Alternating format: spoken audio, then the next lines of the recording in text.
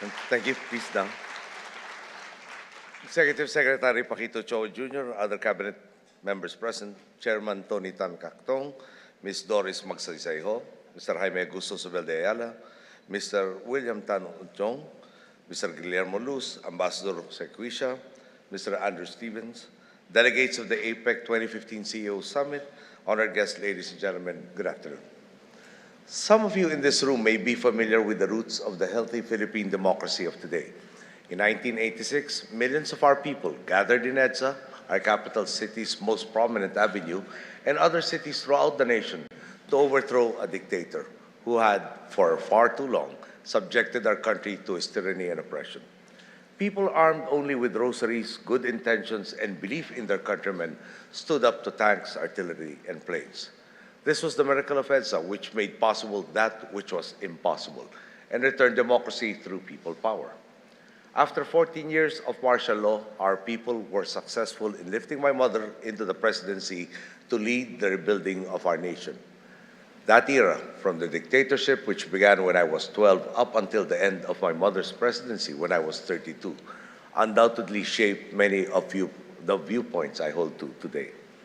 I will never forget one particular instance when my family was in exile in Boston and I asked my father, "If we are in the right, why are we the ones in exile?" He responded with a question of his own. How can those who cannot even eat think of concepts such as freedom and dignity? The first freedom is the freedom from hunger. That is the first that has to be won. I share my father's words today because what we will speak of in this summit and in the meetings that will occur in the days to come is deeply personal to me. We will have important conversations about how we can free our people from the oppression of poverty and how to empower them to take part in sustainable economic growth. Today, perhaps I can tell you about the Philippine story, what we have done to achieve large-scale transformation. I recall a very early meeting I had with the cabinet, in which we discussed why the poverty rate hardly moved over the past decade, or what I sometimes refer to as a lost decade. The numbers were alarming. Income growth was low and inequality was at incredibly high levels. In terms of access to employment and social development opportunities, particularly in health, education, and social protection. All this despite relatively consistent economic growth. When one thinks about it, it is quite sad. If 10 years ago my predecessor had done what we're doing now, I can only imagine where the Philippines would be. Of course, I'm also aware that past is past, and nothing you can do in the present or the future will change it. Nevertheless, remembering the past revitalizes us and energizes us to make up for lost time. We resolved that this sort of trickle-down economics was not the way forward, and that the only real growth is that which is felt by the many. Thus, inclusive growth became the North Star of our national policy. Growth that truly helps each and every Filipino lift themselves up from poverty and play a meaningful role in continuing our country's growth story. We spoke of the methods we would employ. We knew we had to craft and relentlessly pursue a holistic and cohesive national strategy, one that can systematically respond to every debilitating aspect of poverty, with the belief that this good governance is good economics. One of the first things we looked at was whether we were making the most of the scarce resources we had at our disposal.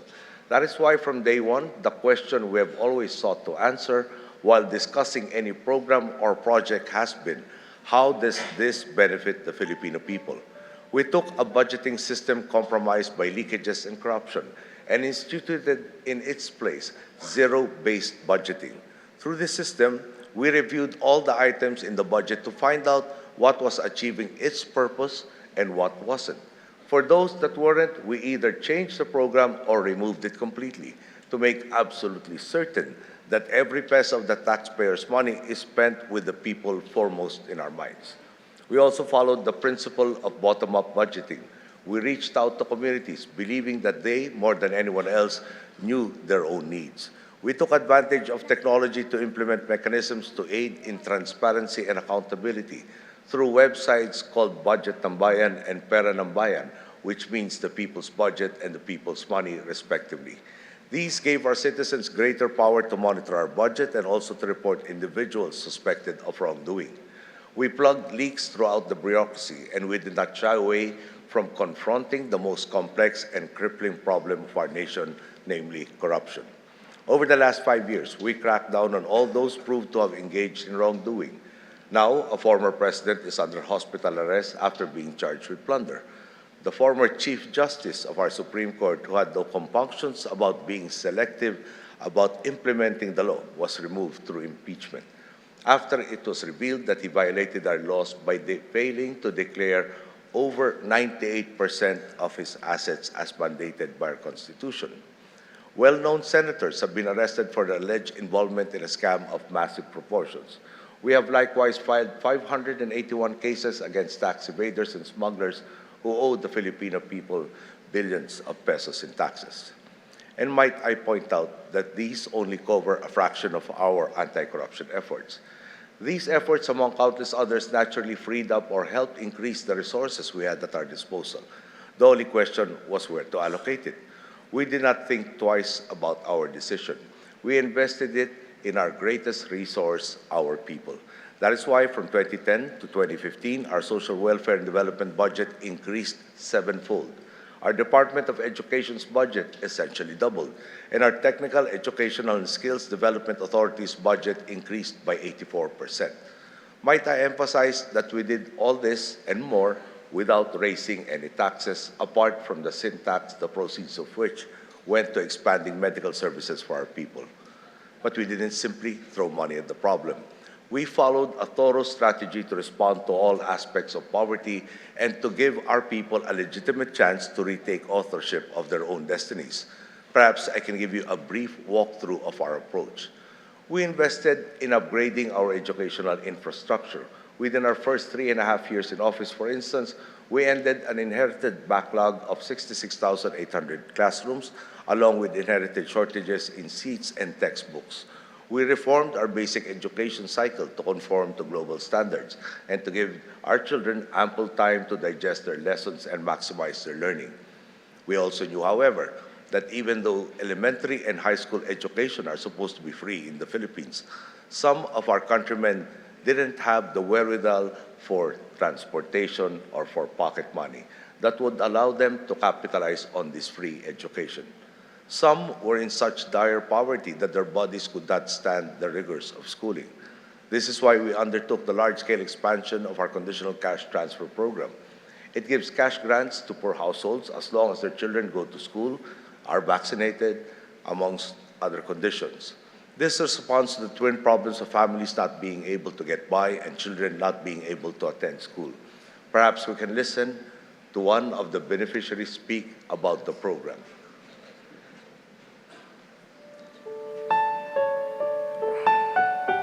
Dati, mahirap lang. Walang pagkain. Kinakain namin yung banggala, yung kamote ba? Yun. Yun ang kinakain namin kapag umagahan yun. Kapag hapunan, yun din. Mahirap magtrabaho kapag nagsasaka ka. Kasi nahihirapan ka, tapos kapag ibenta, malit lang ang nakukuha mo. Naaawa ko sa kanila dahil nahihirapan silang magtrabaho. At iniisip ko na sana makapagtapos ako ng pag-aaral para maiahon ko sa hirap. Grade 6 ako, naibigay dito yung 4-piece. Gumaan na yung loob ko kasi may pera na si tatay para sa pag-aaral ko. Naisip ko nung walang 4-piece, wala akong mga notebook o sapatos man. Wala ako nun. Pero ngayong may 4-piece na, naglakas loob ako na magpursiging mag-aral para matulungan ko yung mga magulang ko. Nagpapasalamat ako sa mga DSWD at yung mga gobyerno dahil naisip nilang ibigay to sa mga mahihirap. Kung hindi dahil sa kanila, hindi mababago yung pamumuhay namin.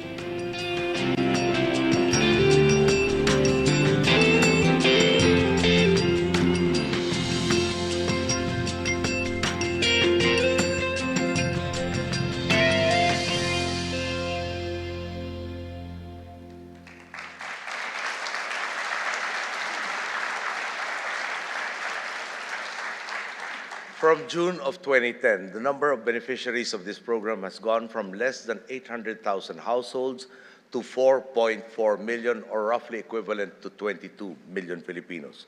In 2014, we began including households with high school-aged children because our Institute of Development Studies conducted a study that showed that high school graduates earn 40% more than those who only spent some years in an elementary level.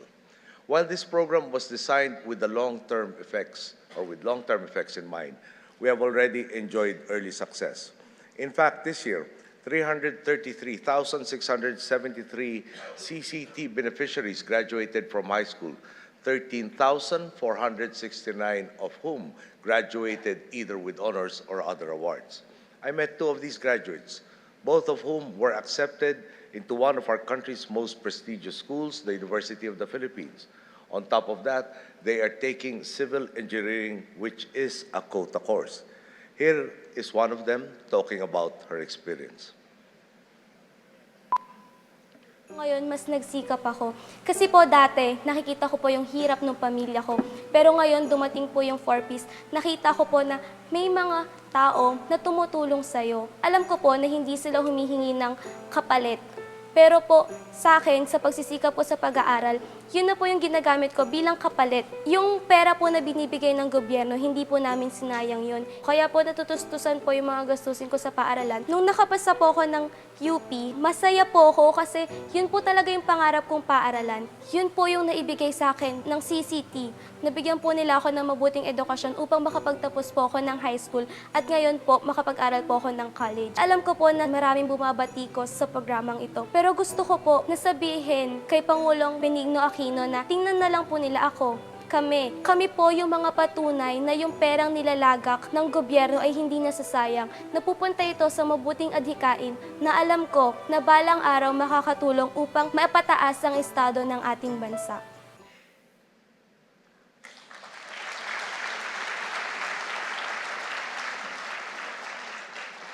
I cannot overemphasize the impact of this program. The statistics reinforce my point.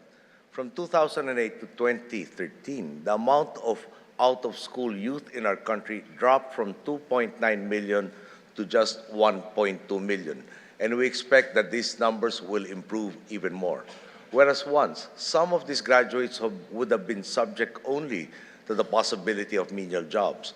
Now they can move up the value chain and enter more promising careers. Of course, this is the goal for most of our students and for our citizenry at large, that they can take advantage of the growing number of opportunities in our job market, most of which required skilled labor. This is why our Technical Education and Skills Development Authority has been working closely with the private sector to design and implement courses that give our people the best chance to attain a sustainable livelihood. Simply by doing this, we raised the employment rate of our scholars from 28.5% to when we started to almost 70% under our Training for Work scholarship program.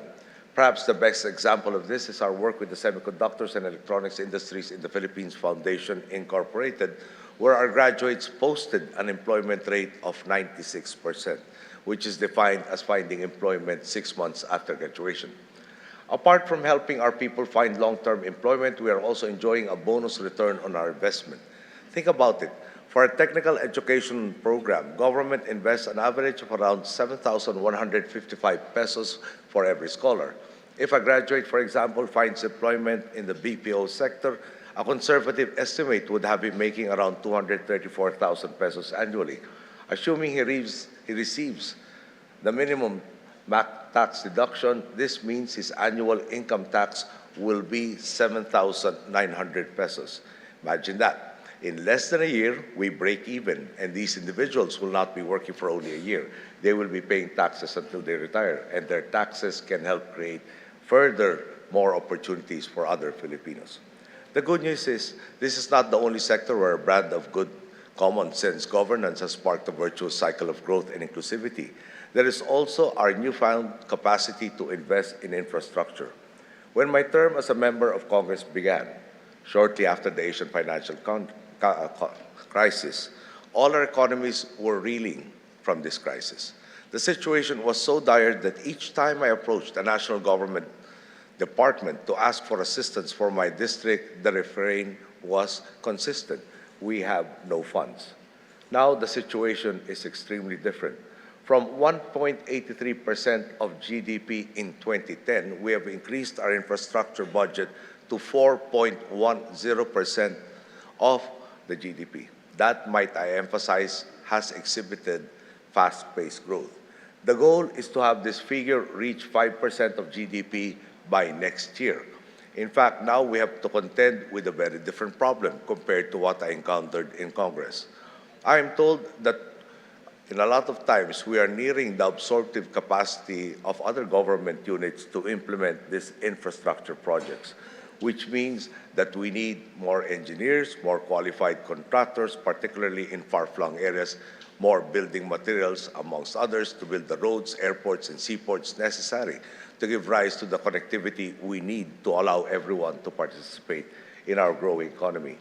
Indeed, our entire growth strategy hinges on the idea of empowerment. Empowered citizens, after all, are empowered consumers whose income will go to the goods and services produced by companies. The end result, instead of having many big fish in a very small pond, we are moving our economic ecosystem into a bigger pond where everybody can grow and reach their full potential. Ladies and gentlemen, I believe this is the most critical element of sustainable growth, inclusivity. If we can include our people in public life, in determining the path to our future, and in building our economy, it redounds to a more stable environment and to greater economic prosperity. In other words, it boosts our potentials to levels never before seen. You have seen the transformation of our country, from being known as the sick man of Asia to becoming Asia's new darling. You have seen how our economy has become one of the fastest growing in the world and how we have quickly risen in global measures of competitiveness. You may have even noticed the change in our people's attitude, from being apathetic to perhaps being a little too demanding, which we believe to be healthy in a democracy, since it gives government motivation to be even more efficient. Perhaps our people's increased participation is not too surprising, given that they have likewise seen this transformation in their lives. The initial results of our Department of Social Welfare and Development's most recent assessment revealed that at least 1.09 million households have been lifted from poverty, which is roughly equivalent to 5.45 million Filipinos. I share our story with you today because I believe we can do this on a regional scale. I believe if we work with each other's economies and if we harness the strengths of all our peoples, we can give rise not only to inclusive national economies, but to an Asia-Pacific where our citizens truly know what we talk about when we say growth. I am aware that this will neither be quick nor easy, but we have reason for optimism.